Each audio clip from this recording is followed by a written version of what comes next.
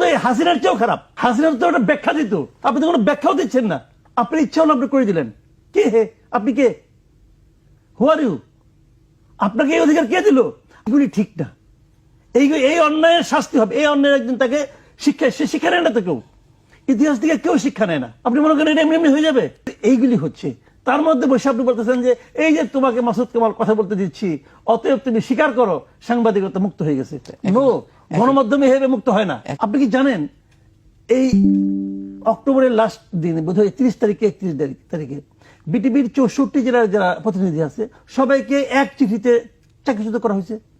তাই নাকি? এটা জানা ছিল না। সবাইকে চাকরিচ্যুত করে এক চিঠিতে। ওগুলো সবাই আওয়ামীপন্থী। আওয়ামীপন্থী হয় এদের অনেকে। আপনার চাকরি শুরু হয়েছে 96 সালে, 91 সালের আছে অনেকে। কারণ তো এটাই শুধু মনে হয়। কি কারণ আছে তা যায় না, কোনো কারণ তো উল্লেখ করে নাই। বিটিভির একটা চাকরি যদি আপনি চ্যুতি করতে চান সরকারি নিয়ম অনুযায়ী, তার একটা নিয়ম আছে, শোকজ করতে হবে, হ্যান করতে হবে, ত্যান করতে, অনেক কিছু নিয়ম তো আছে। সরকারি চাকরি তো এটা সরকারি চাকরি। এক চিঠিতে, সেই চিঠি করে আবার হোয়াটসঅ্যাপে সবাইকে দিয়ে দিচ্ছে যে তোমার চাকরি শেষ। এবং খালি শেষই না, শেষ করে এর মধ্যে তারা নতুন ভাবে নেওয়া হবে এই মর্মে বিজ্ঞাপনও দিয়ে দিচ্ছে। হাসিনার তো একটা ব্যাখ্যা দিত, আপনি তো কোনো ব্যাখ্যাও দিচ্ছেন না।